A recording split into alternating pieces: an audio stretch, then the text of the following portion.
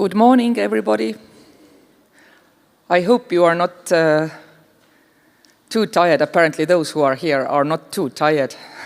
So I hope you have enjoyed the conference. We are almost halfway through it. And so we would like to continue with the next plenary session, which will be followed by a panel discussion. But in the first part of this morning session, we have also two presenters, Holm and Viljar Ilves. I will start the introduction with Anneli, who will make a start with a talk. So I'm really happy to present Holm. I could spend the whole plenary time actually to introduce Anneli, because she's simply amazing in guiding different restoration projects.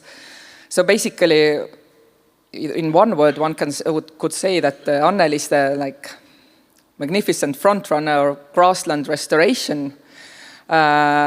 She's an environmental specialist, a farmer herself, project coordinator, and she has led several very successful restoration projects. I just mention one, Life to Alvars project, which restored a few thousand alvar grasslands in Estonia, in Muhu Island and Saaremaa Island. So actually Anneli is herself a practitioner on a daily basis living in Muhu Island. And this life project, it was so very successful, it obtained much recognition. Officially also it received an award as a life project with greatest socio-economic benefits to start with. And then after that, it was awarded as the most successful life restoration project throughout the life program history. So it is, I think this tells you something, that it is simply amazing. And whenever I have a possibility, I am talking to people about this project. So I'm really, really proud, Anneli, what you have achieved. And now she's continuing with another life project. So she's the coordinator of life connecting meadows to ensure that the same grassland complexes which were restored in Life to Alvars project are connected, so that this system of grasslands would remain sustainable and that they would be managed for the future as well. So, so I'm really happy to give the floor to you, and you will then be followed by Viljar, another practitioner. The floor is yours.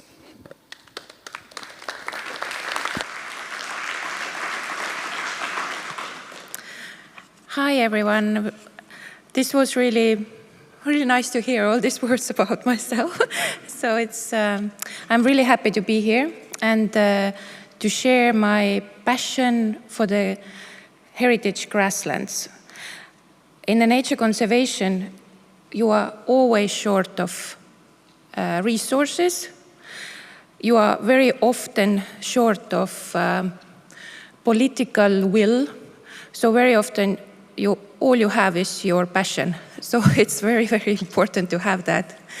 So I will introduce you now a little bit background first for the Estonian heritage grasslands, because I know that you have arrived here from very different areas of Europe. So I will give you a short introduction, and then I will tell you a little bit about my own work that I have been doing for the past 15 years already. Sorry, every time when I think about it, I feel kind of old already, but it's, but so let's start. Oh. So Estonian heritage grasslands. First of all, the importance of heritage grasslands, because not all of you are from this field. Probably there are some forest passionists here and other habitats. So the main importance of the Estonian or all the heritage grasslands is the species richness. And this is on a 2 level, on the large scale. So in Estonia, the grasslands are home for over 700 vascular plant species. And also on the small scale. So it's been studied over decades now, and our record-breaking counts are 76 plant species per square meter. So you can see that it is very, very important to keep these areas managed. And keeping this species richness is also important on all levels of biota. These areas are also home for insects, for mosses, lichens, birds, soil. Soil biota is especially important, and very few studies have been made so far. University of Tartu has now been doing this for the past 5-6 years, and been gaining a lot of information about that. Also, the grasslands are very important ecosystem services provider, and this is becoming more and more important in our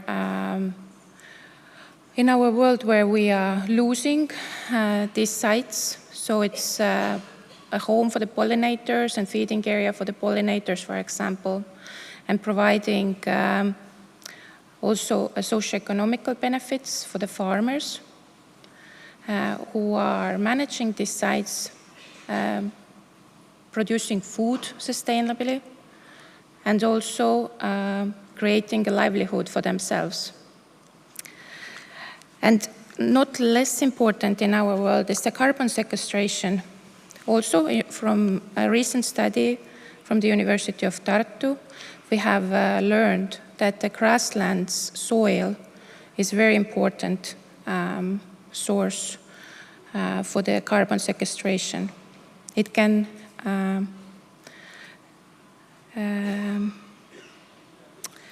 I will check the numbers. From the managed grassland, 116 tons of carbon per hectare is found to be sequestered. And if unmanaged, 104 tons. So you can see the difference also when that the managed sites are better in that. And in Estonia, we can quite easily say that managing semi-natural grasslands is one of the most important socio-economic activities for the small farmers. So it's we have at the moment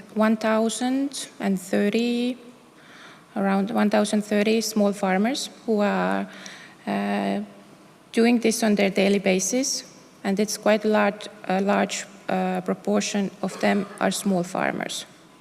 So this is their bread and their activity for everyday life. So a little bit more about the numbers. Sorry, now we have a video. No more numbers for this moment. So there is a small video. This is prepared by the Estonian Environmental Board, just to give you a visual of how Estonian grasslands look like. So it's a short overview. So if the technician can help me with that and start it, it would be nice.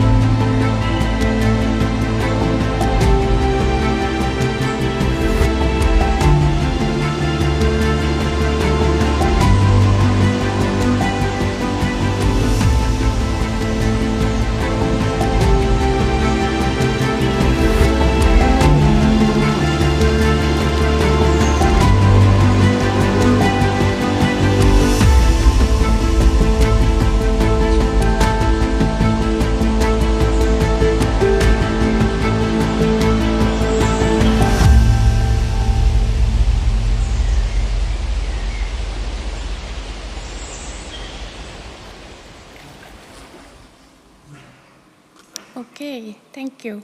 So as you can saw from the video, the landscapes that we have are really diverse, very beautiful, very species rich. So it's very, very important for us to keep maintaining them. So for that, Estonian Environmental Board has compiled a document called Action Plan for Semi-Natural Grasslands. And this wonderful document was created in 2021. And this is really a plan how to do all of that. And it has been implemented by our different institutions. So one of the most important one, of course, is Environmental Board, who is organizing most of the restoration work, but also coordinating the management together with the payment agency. Also, the State Forest Management Center has taken a really large role in restoration, especially on the state-owned lands. So this is not effort of one institution in Estonia, so it's been done together with many. And also, Environmental Investment Center has been providing, for example, co-financing for the live projects, and also we have state funding for use for restoration, for example. And this action plan also states that in order to maintain 90 to 100% of these species that are related to these habitats, we should reach to hopefully 86,000 hectares of managed grasslands. So we are not there yet. At the moment, we are about halfway there. So we have really a long way still to go. But at least we have a plan. So this is something that we are really proud of. So I see that one of my slides is missing. So I will just tell you a bit more about the background of what habitat types we have here in Estonia and how many of them. So about 100 years ago, we had 1.8 million hectares of heritage grasslands in Estonia. Now we have about 130,000. And I made a calculation one day, and 100 years ago, when we compared to the whole surface area of Estonia, it used to be about 40% of all of our land surface. Now it's about 1%, which is a really huge, drastic decline of this.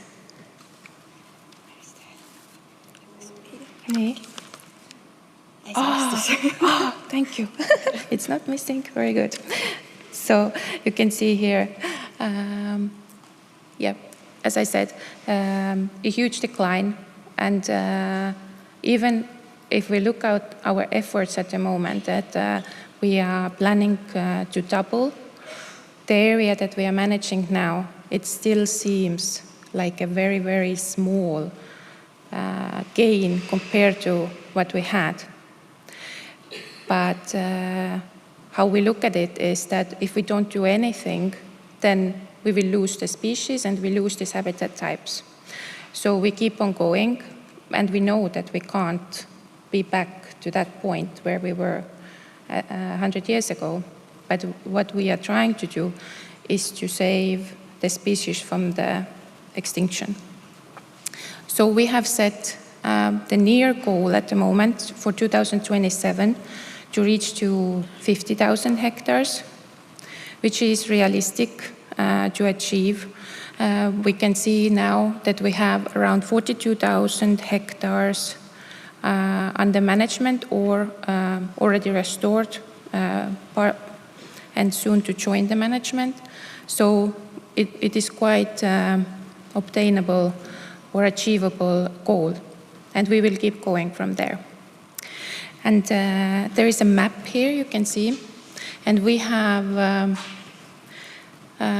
here 7 types, or we have listed some of the Natura types under one, if they are very similar. So you can see that there are some areas in Estonia that are very, very rich with heritage grasslands. And these areas are mostly here in Western Estonia and on the islands. But also, for example, alluvial meadows or floodplain meadows are mostly located close to the big rivers, the blue areas on the map. So it's not, the habitat types are not spread evenly all over Estonia. So at the moment, I have put a lot of effort on my work to the Western Estonia, where there is still a large proportion of very well preserved areas. If, for example, I compare the whole Estonia, where from the surface area we have 1% of heritage grasslands in Muhu Island, where I mostly work here, it's 5%. So it's a really big difference. So at the moment, it's wise to put effort where you still have well-preserved areas.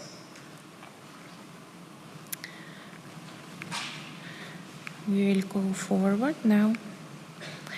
Okay, and a little bit about the work that we do with the live projects. As Tipe mentioned earlier, I have worked with 2 live projects. First one is already finished in 2019, and this was dedicated to alvar restoration.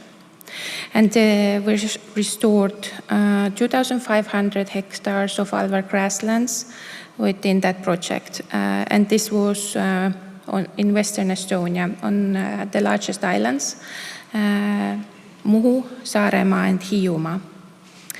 And now we are running a next live project, which is more dedicated to the connectivity, as this is one of the main issues with the heritage grasslands beside the area, that the patches that have been restored are not in connection with each other, because we can mostly work on the Natura 2000 areas, and this work is dependent on the location of the Natura 2000 areas. Even though we have sites that are also outside, there is no funding allocated for this to do any work on these sites, which is really pity, because from the connectivity point of view, we should really look also outside the protected areas.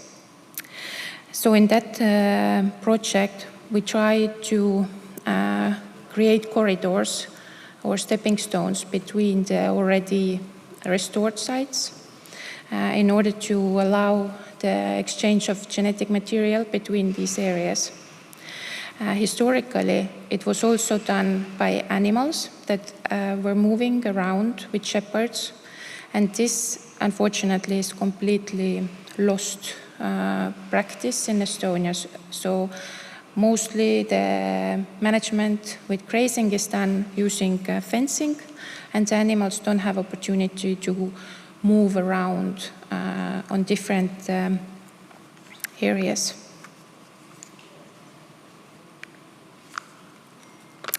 One of the really important part that we do in the live projects is restarting the management, as after the restoration, it is very important to do it as quick as possible, because if you remove trees and shrubs from the overgrown site, the leafy shrubs and other unwanted vegetation takes over these sites really quickly if you don't start the mowing or the grazing at least the next spring after the restoration.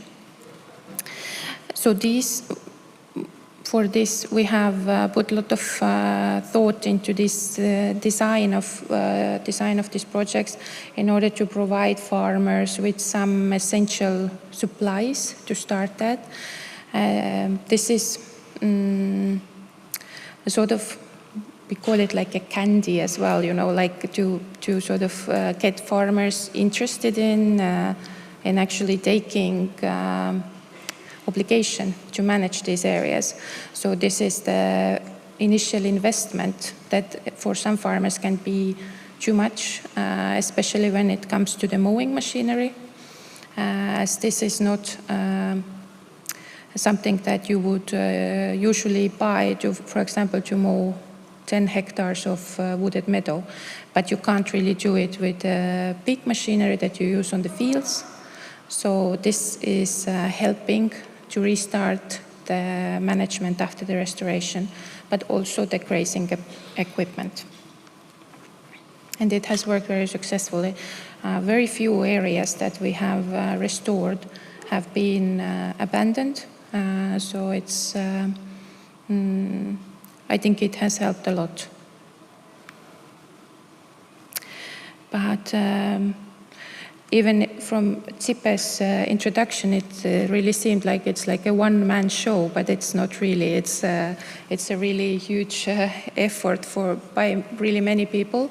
So even in the audience here, I can see people who have really put effort into helping these life projects to start and to be successful. So it's mostly landowners, entrepreneurs, farmers that you have to convince that it's a good idea to participate and to allow this action on their land and so on.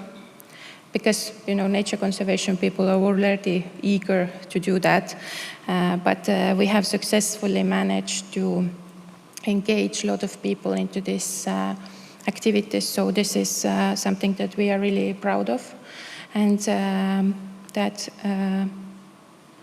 has really made this project successful, because in order to have a successful management of the grassland, it has to be long-term. It has to be annually, year after year. You can't stop after 2 or 3 years. So it's really important to get the farmers involved that are really making this their livelihood after, so that they have interest in doing this work, even if they don't get any more support from the project. A few words about my other passion, which is meat production on the grasslands. So during the first project, we had an action called Added Value Products Working Group. And we invited farmers to discuss what are the main issues in managing the grasslands.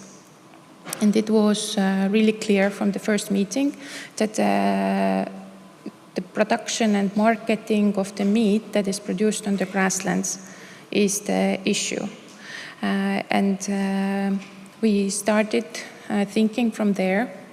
And in 2017, a group of farmers then decided to form a co-op on Muhu Island. And we have now built up butchery, cutting and packing premises, and we opened the slaughterhouse last year. So hopefully this is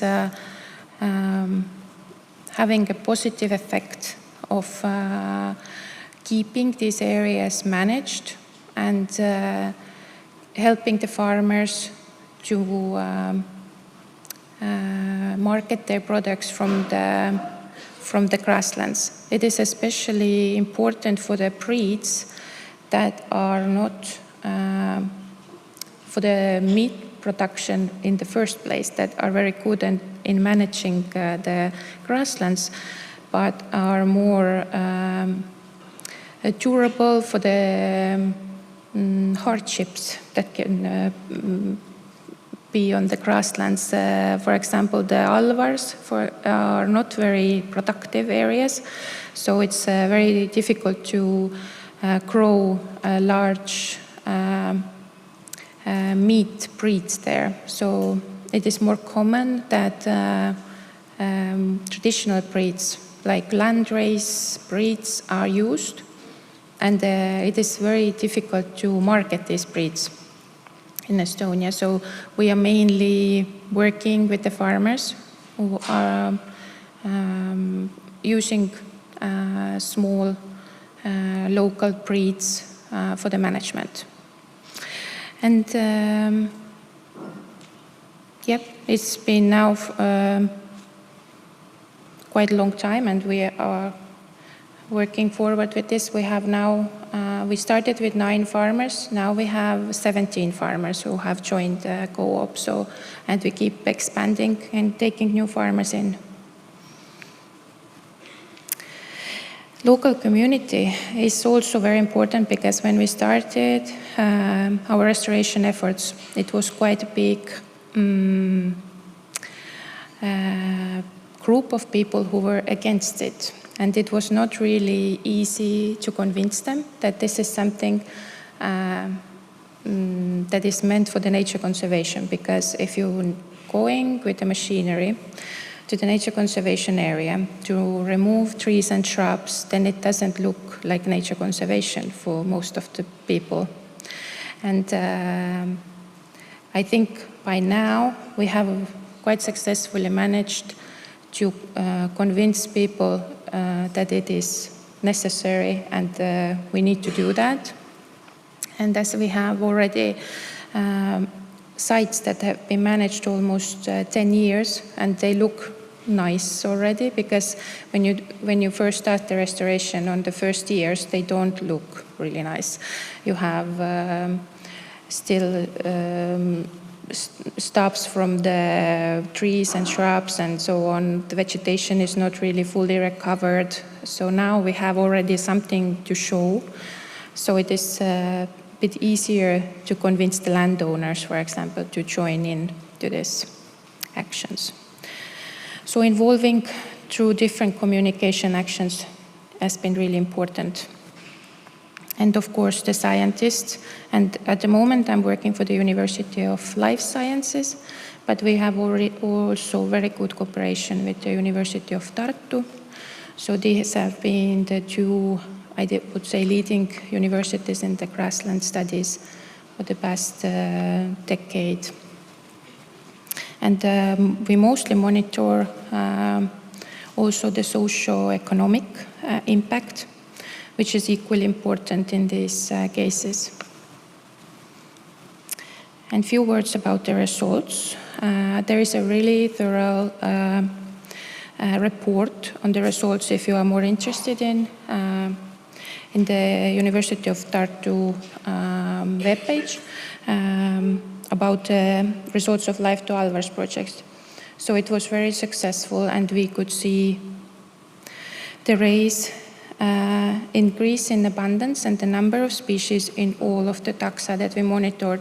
So this is really, I would say, uncommon, because we were really expecting, for example, to have a decrease in the number of birds, as there is more birds usually associated with the trees and shrubs and the forest habitats, but there was a change towards the birds of open landscape. So there was a change in the species composition, but overall very good results. And there is another example of, I don't know how many of you are familiar with this table. It's evaluation sheet for the European Commission about the status of your habitat types. So it is, the arrow is in the wrong place, but it should be here. The alvar grasslands that we restored, it used to be in the blue here, but now it's in the green. So it's a small change, but we are really happy about that. So, and as Zippe already said, our efforts have been also noted by the European Commission on 2 times, which was really pleasant for us. How much time do I have?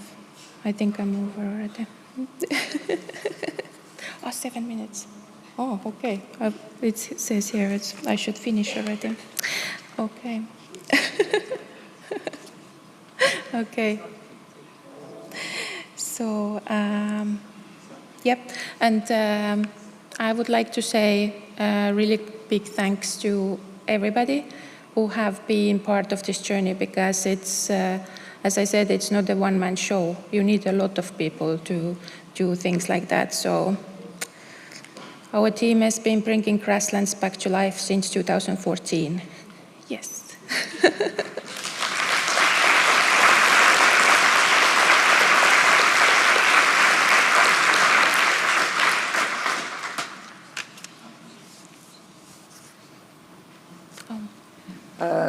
Thank you, Anneli, for taking us to showing how you have achieved it. I think you are really now convinced, and I hope you have had, some of you, or will have a possibility to visit this Muhu island yourself and see what has been done and what will be done. We will have a second part for this talk. But I think we can have one or two questions also to Anneli between these two talks. So I see a question here. Oh, thank you very much. This is really impressive. I visited these areas in 1985, I believe. Yeah. So, and my question is, first of all, to what were transformed all these 1,800,000 of these areas? This is the different areas, or mostly this overgrown by forest? And the second, did you try for the areas which are out of the life projects, the climate projects, the climate funding?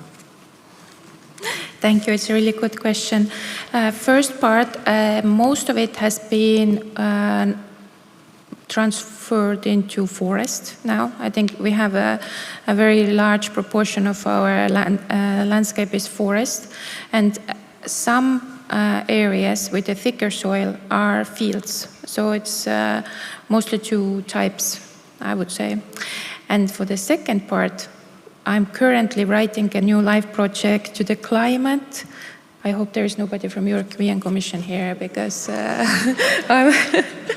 I'm trying to pass it.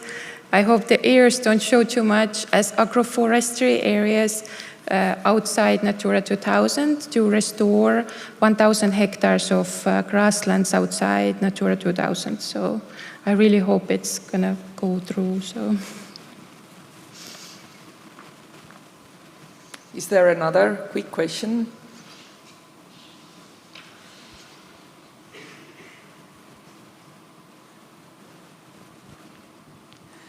Thanks, Anneli. It's great to see all the different things that are happening, and you have a lot of experience now on different habitats, different landscapes. I'm wondering, what do you feel was the biggest challenge along the way? Was it policy? Was it people? Another very good question. First of all, maybe convincing people was one of the hardest part. This is, it took a lot of effort, because on the first project we had very many landowners, private landowners. So working with the private landowners, you don't know how many times I was wishing I was a middle-aged man, because then everybody listens to you. You know, if you're a young woman trying to say, oh, let's cut some trees and shrubs here with the machinery, then nobody really believes you.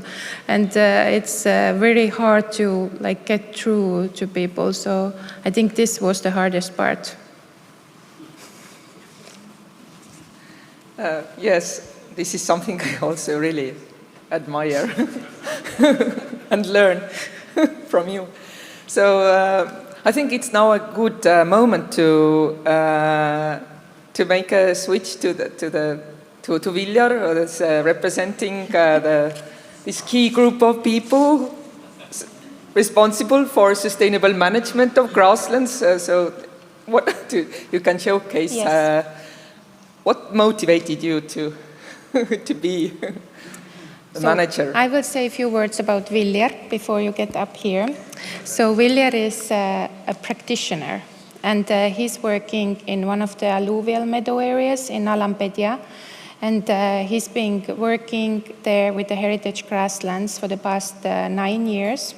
He owns 250 highland cattle, who is doing all the management work there, eating the grass on the river areas, river sides, and keeping them open. And he's one of the few people who actually lives there in this remote area. So it's also an important part that there are not many people on the countryside left, especially in the really remote areas. So this is an important part of the management work and keeping the animals there. So the key phrase for Viljar is, let's make Alampedia great again. So it's so please, Viljar, come and share your experience.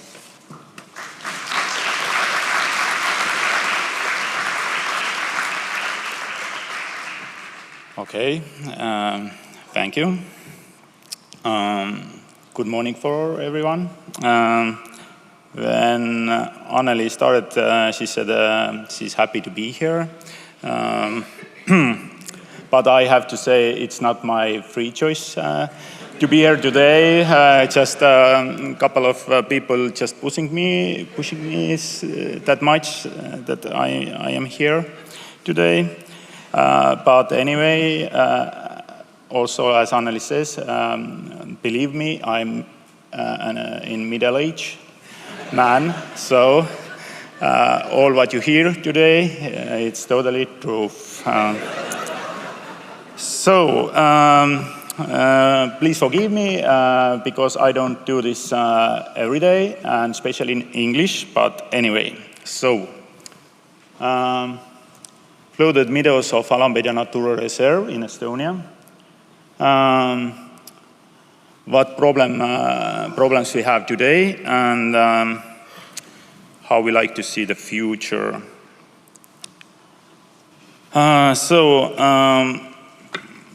Probably mostly you know that flooded meadows are semi-natural grasslands where we have unstable water regime.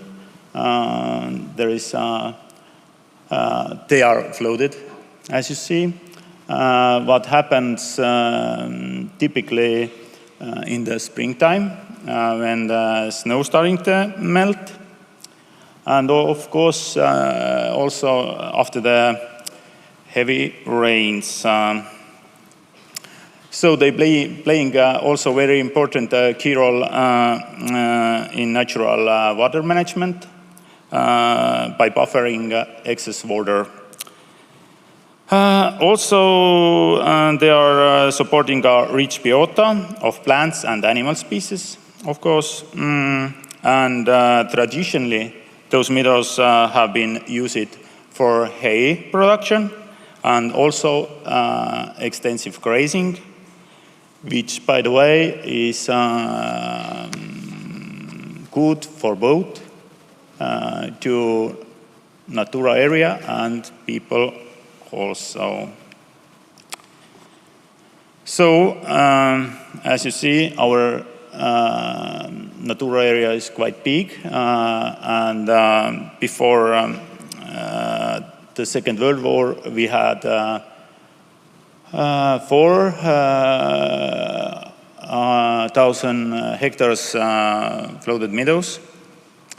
Now we have a little bit over 1,000 hectares, and we're dreaming about number 2,000 hectares. Maybe it happens. So, as you can see, all right. So, as you can see on this picture here, Our meadows are surrounded by rivers, bogs, forests. So it is very difficult to manage them. And there is no roads. So it's not easy. As Anneli mentioned that we have cattle, approximately 250 animals, and I managed 800 hectares of loaded meadows. So,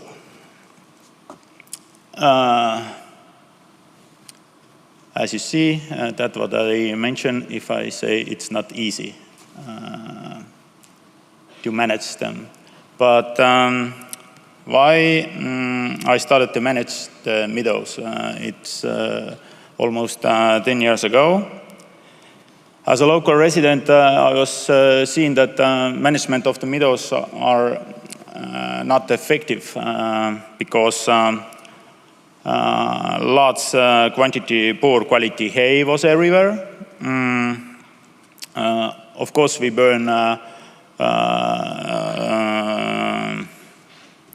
lots of fossil fuels, but it's pointless if we look at this picture here. And also the tall plants started to dominate in this area. It was not anymore that habitat what we like to see there.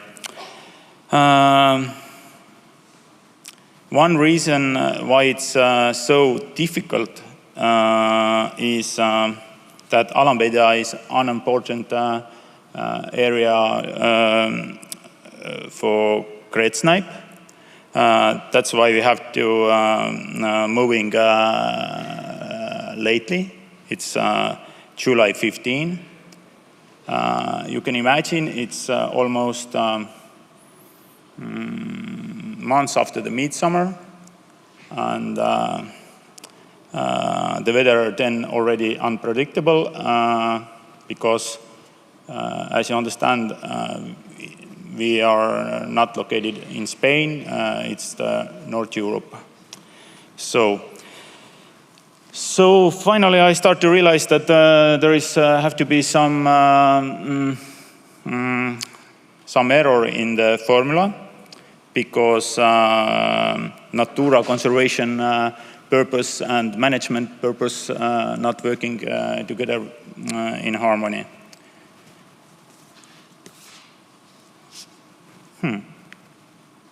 Okay. What is the problem? Decisions come from far away and not take account local condition. You can imagine we don't know what weather we had next year, but is it spring comes early or later? Is it summer is sunny or rainy?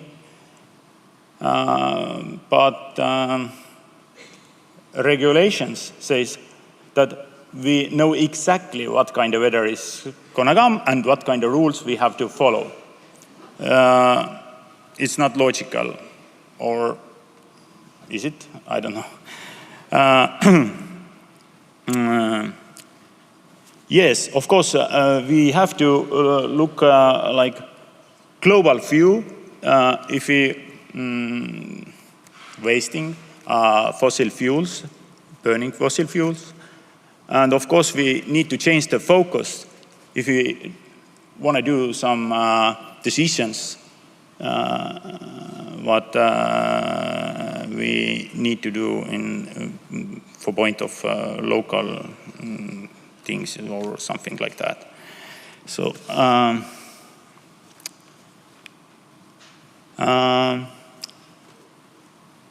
Semi-natural grasslands, they have specific regulations what don't take account all habitats well-being. But as we know, habitats is a complex. There is soil, insects, plants, birds, animals, even the human, because don't forget they are semi-natural grasslands. If we take out of this formula human, then it's collapse also. So it's very important to see the formula as all the parts of formula.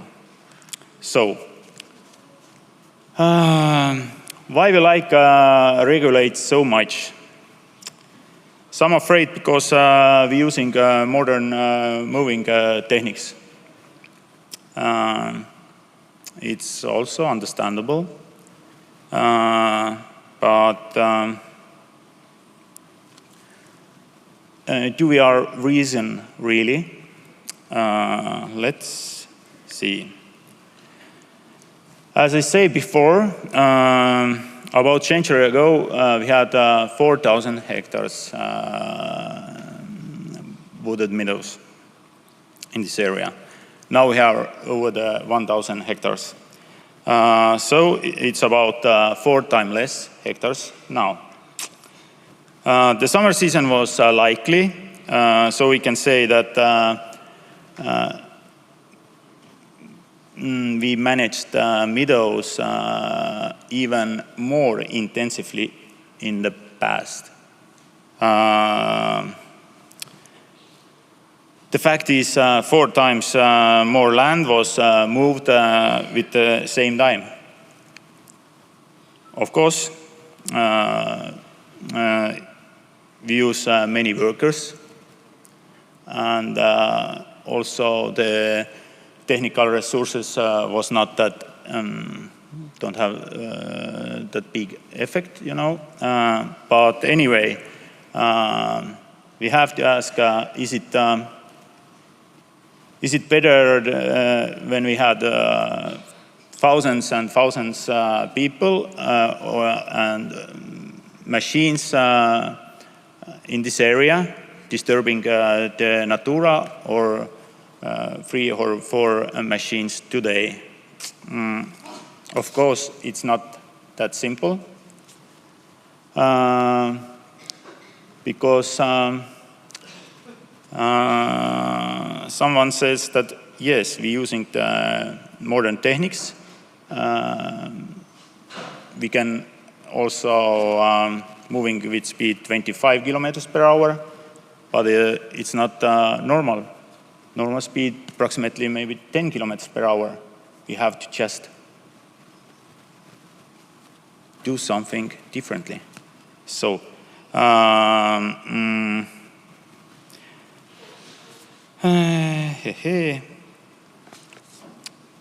and of course mosaic moving on time and space is very important also. So we had some samples, good samples. We started try some new ways. Thanks for the open-minded people from Environment Agency and for the researchers. We try it. We are able to try some new things. So, as you see, here is Gladiolus imbricatus growing, and it is Second category, protected plants species. Previous studies tells us that we need to move those areas as late as we can, because the plant seeds ripen at end of the summer. But there is problem because if we're using the late moving, then tall plants take over this area, and gladiolus just dying out finally. If we started, there was only a few flowers left there, and we experiment with moving in early June, early enough to not damage the young plants, and as you see here,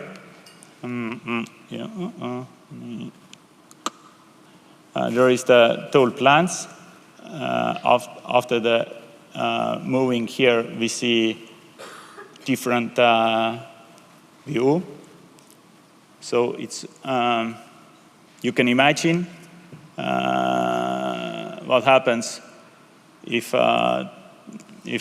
gladiolus have to be survived in another area.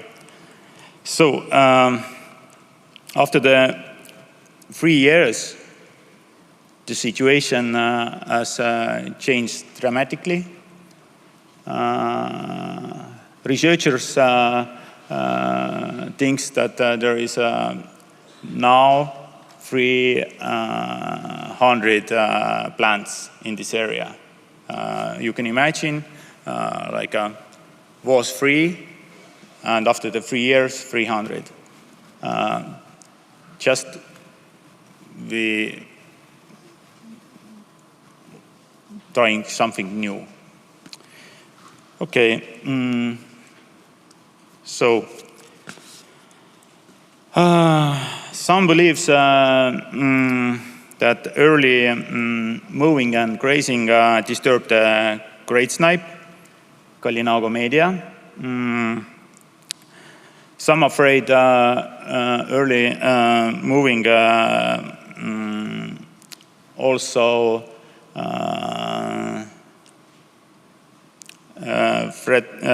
harming the young chicks. So, as I mentioned, we have to take speed down if we manage the areas.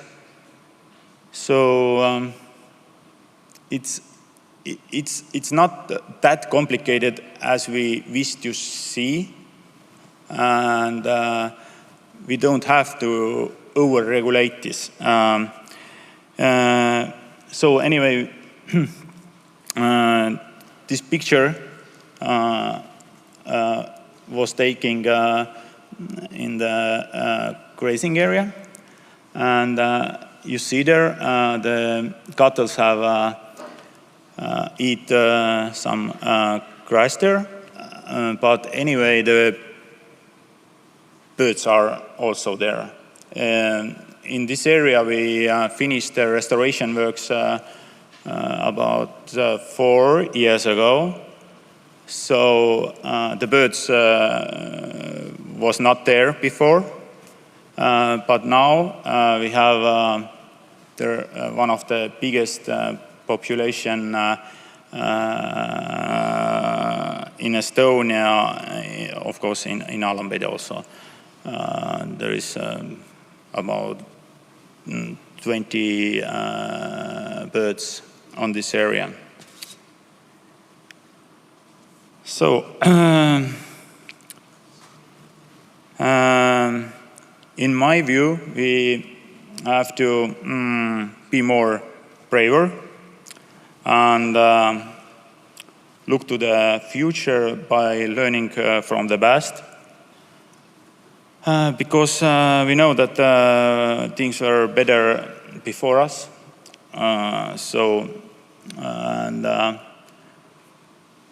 100 years ago, we don't have problem with over-regulations. So what we need, sustainable, result-based and motivating management system. And if I say the motivated system, then I don't mean here just the resources, just the money.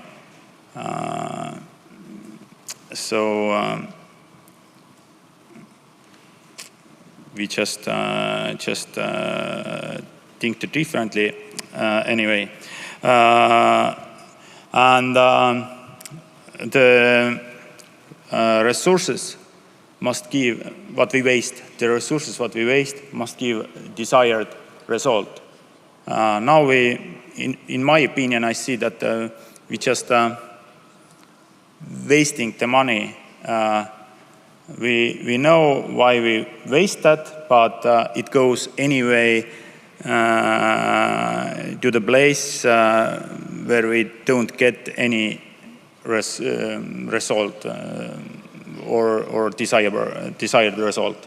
So, and of course, we have to learn to use modern techniques sustainably, because if we starting the mowing works and it looks to be more like a rally, so it's not okay.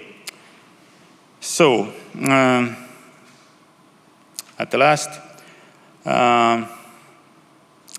if we again walk on the moon, what happens already 60 years ago, then surely we can save the biodiversity in our home planet. Thank you.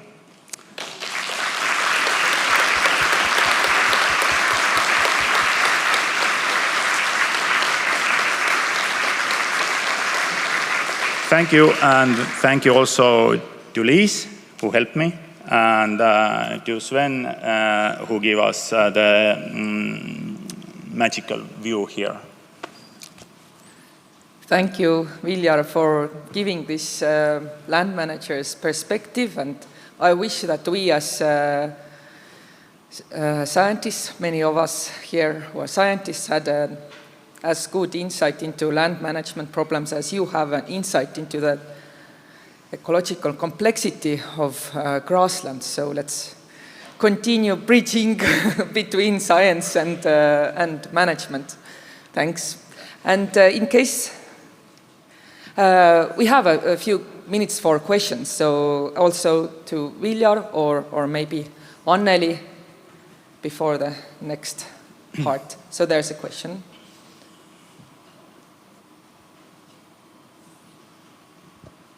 Thank you, Viljar, for that very inspirational talk. My name is Maria, and I come from Denmark. I have a question for you regarding the motivation. What, in your opinion, can be done to motivate landowners like you? First of all, they have to know why they do that. It's the first part of this business. Because the over-regulations, they seems to the results because of the over-regulations is that we have like some manager who do the moving works in the meadows, and he don't understand why he do that. He know that there is some regulations, and if he stay on the frames, it's okay. But we have to give the signal. If you want to have good payment, then you have to show the good results. Then the farmers and other managers, they start thinking finally what they have to do, because